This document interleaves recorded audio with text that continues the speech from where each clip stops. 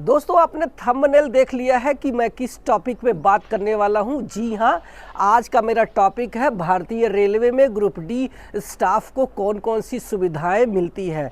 तो आपको बता दूं कि मैं भी एक लोको पायलट हूं और इसलिए मैं आपको अच्छे से समझा सकता हूं कि जो रेलवे ग्रुप डी को क्या क्या सुविधाएं मिलती है। भारतीय रेलवे में अगर आप लग जाते हैं चाहे किसी भी पोस्ट पर, तो लगभग सारे रेलवे कर्मचारियों को यही सुविधाएं मिलती है। लेकिन चूंकि आपका जो आज का वीडियो है वो रेलवे ग्रुप डी का है, तो मेरा जो टॉपिक रहेगा ग्रुप डी स्टाफ को लेकर के ही रहने वाला है, तो कि क्या क्या इनको फैसिलिटी मिलती है। तो चलिए हम लोग शुरू कर लेते हैं।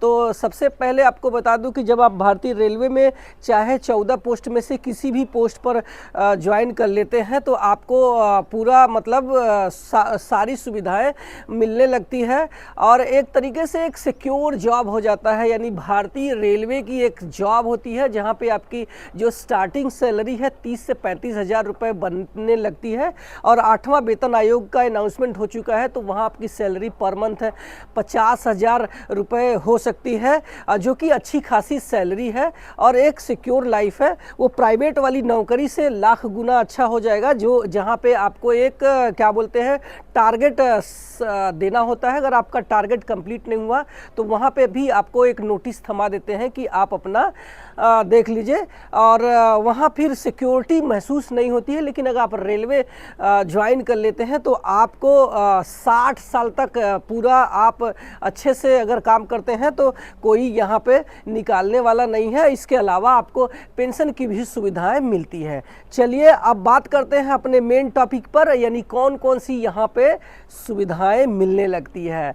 तो आप जब ज्वाइन कर लेते हैं तो पहले दिन से ही आप पास और पीटीओ के लिए एलिजिबल हो जाते हैं। पहली सुविधा है ये हमारी पास और पीटीओ। चलिए बात कर लेते हैं पास पे।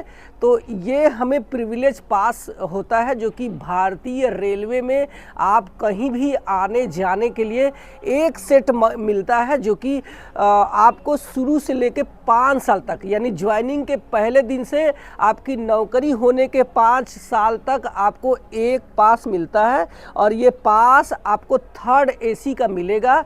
पूरे भारतीय रेलवे में मतलब कहीं भी जाना और आना, जाने आने का मिलता है। इसके साथ में एक 4 पीटीओ भी मिल जाता है, जिसपे आपको 1/3 आपको देना पड़ता है कि कितना मतलब उसका जो फेयर है। मान लीजिए आपने और भी यात्रा करना चाहते हैं तो जो पास है वो तो फ्री ऑफ कॉस्ट है, कोई भी पैसा नहीं लगने वाला है। इसके अलावा जब आप पीटीओ लेते हैं जिसको हम प्रिविलेज टिकट ऑर्डर बोलते हैं, तो इसके लिए आपको कुछ चार्जेस देने पड़ते हैं और वो भी चार्जेस आपको 1/3 पे करने पड़ते हैं। तो इस तरीके से आपको एक पास और 4 पीटीओ मिल जाते हैं। और वहीं अगर आप 5 साल कंप्लीट कर लेते हैं भारतीय रेलवे में तो आपको 3 पास मिलने लगता है और आपको 4 पीटीओ मिलता है। अच्छा, इस पास में कौन कौन से लोग शामिल हैं? तो आप रहेंगे, आपके साथ में आप का जो है वाइफ रहने वाली है, इसका साथ में आपके जो बच्चा है, आपके बच्चे भी इस पास में रहने वाले हैं। और अगर विडो मदर है यानी मम्मी पापा में से अगर मम्मी है, अगर मम्मी विडो है, विधवा है और उनको पेंशन नहीं है, तो इनको भी इस पास में शामिल कर लिया जाएगा और इसमें आपको ये पास की सुविधा मिलती है। चलिए अगले अपने फैसिलिटी पर। तो ये है हमारा जो सुविधा, मेडिकल सुविधा। जब आप रेलवे ज्वाइन कर लेते हैं तो आप रेलवे के किसी भी हॉस्पिटल में फ्री ऑफ कॉस्ट अपना इलाज कर सकते हैं और आपके साथ में जो भी लोग पास में नामित हैं, जितने भी लोगों का नाम पास में शामिल है, वो सारे लोग इस मेडिकल फैसिलिटीज़ का फ़ायदा उठा सकते हैं। रेलवे में सारी जो फैसिलिटी अवेलेबल है। अगर मान लीजिए कि किसी भी ट्रीटमेंट का इलाज अगर नहीं है तो रेलवे से कुछ प्राइवेट हॉस्पिटल टाई अप है, जहां पे आप अपनी जो इलाज है फ्री ऑफ कॉस्ट करवा सकते हैं। कहीं कहीं आपको वहाँ चार्जेस देना पड़ सकता है, उसका रीइंबर्समेंट रेलवे दे देती है। यानी कि आपने जितना पेमेंट उस हॉस्पिटल में किया है, आपको उनका बिल रेलवे में जमा कर देना है और आपको पूरा का पूरा पैसा रेलवे पेड कर देती है। तो ये हमारा हो गया मेडिकल फैसिलिटीज़। अब बात करते हैं अगली जो सुविधा है, तो ये हमारी जो अगली सुविधा है ये है चिल्ड्रन एजुकेशन अलाउंस। यानी कि अगर आपके 2 बच्चे पढ़ रहे हैं, यानी 2 बच्चों तक ही मिलता है, जीवित 2 बच्चों तक ही चिल्ड्रन अलाउंस मिलता है।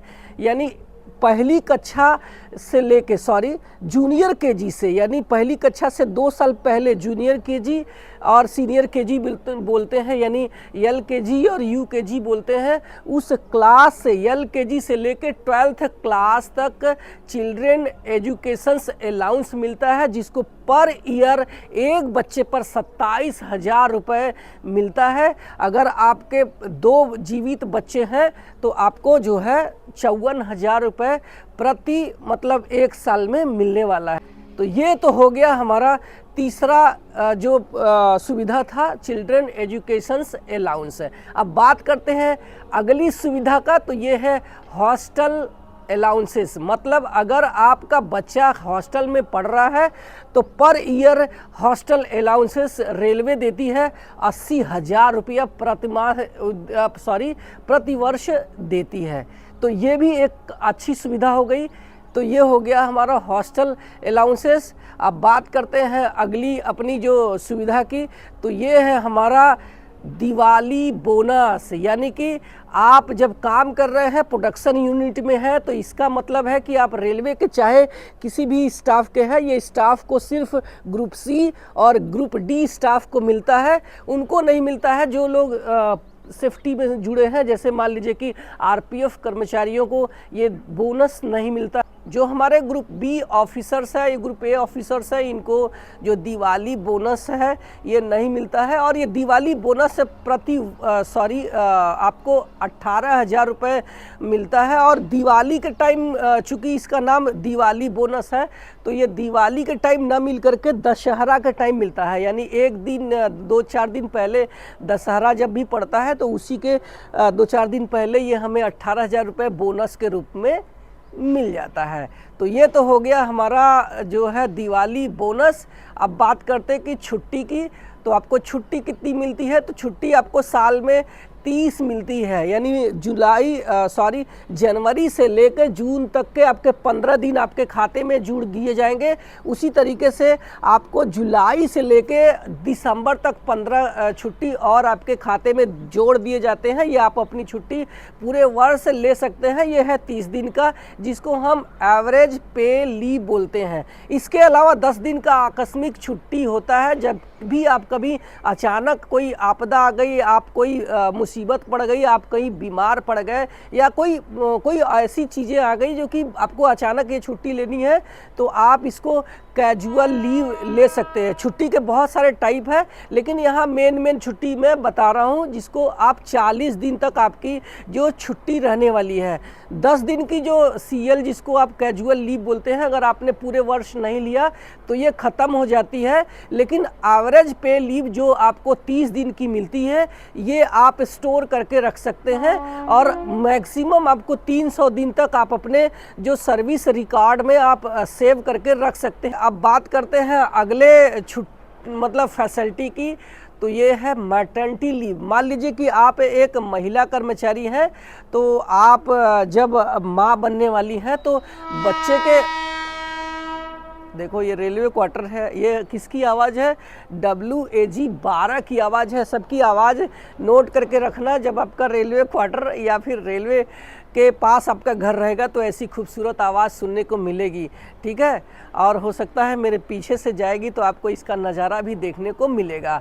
तो मैं किस पे बात कर रहा था, मैटरनिटी लीव। यानी अगर आप ग्रुप डी में महिला कर्मचारी हैं, आप अपने 2 बच्चों के तक, यानी जन्म के अपना 6 महीने पहले से लेकर के जन्म के बाद तक आप 6 महीने तक का मैटरनिटी लीव ले सकती हैं, जिसको हिंदी में मातृत्व छुट्टी बोला जाता है। इस मैटरनिटी के लीव के अलावा आप अगर पिता बनने वाले हैं, यानी आप मेल एम्प्लॉई हैं, तो आपको भी 15 दिन की छुट्टी मिलती है 2 जीवित बच्चे तक। जब भी आपकी जो वाइफ है वो प्रेगनेंसी के समय उस बच्चे का जो है देख रेख करने के लिए आपको 15 दिन की छुट्टी मिलती है।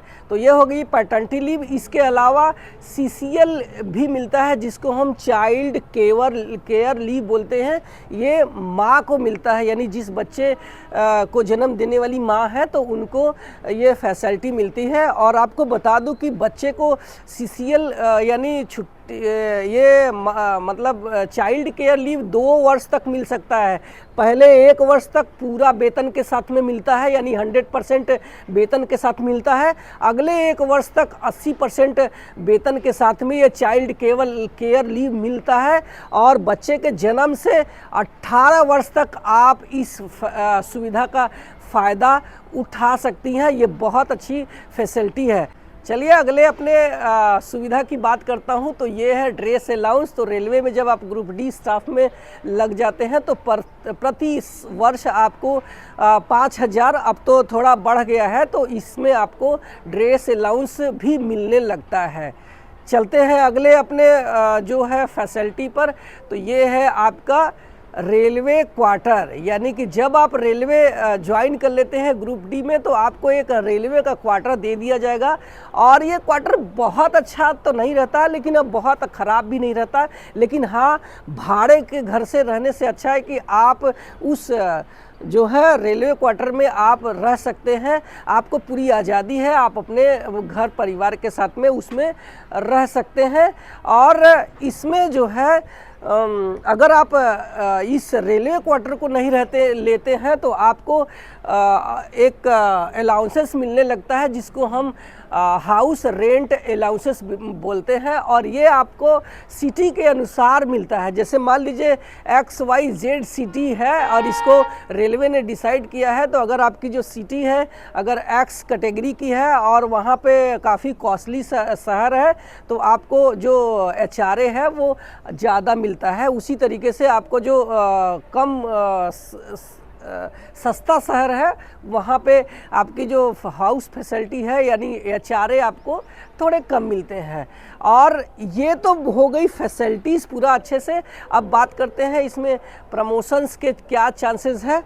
तो आपको बता दूं कि जब आप रेलवे ग्रुप डी ज्वाइन कर लेते हैं 14 पोस्ट में से, तो आप डे 1 से ही आप रेलवे के डिपार्टमेंटल एग्ज़ाम जो कि जोनल लेवल का निकलता है उसके लिए एलिजिबल हो जाते हैं। उस एग्ज़ाम के थ्रू आप रेलवे के ग्रुप डी पोस्ट से रेलवे के ग्रुप सी पोस्ट यानी ALP technicians, JE station master, train manager, TTE या फिर ऑफिस के कोई एम्प्लॉइज़ आप बन सकते हैं, बट आपके पास क्वालिफिकेशंस होना चाहिए। तो ये बहुत एकदम मतलब डिटेल में आपको बताया है। आपको ये जानकारी कैसी लगी? अच्छी लगी है तो एक लाइक करना, इससे मेरा मनोबल बढ़ जाएगा। और आप मेरे चैनल पे पहली बार आए हैं तो सब्सक्राइब करके जाना, क्योंकि मैं सिर्फ और सिर्फ आपके फ़ायदे की बात करता हूँ। Thank you so much.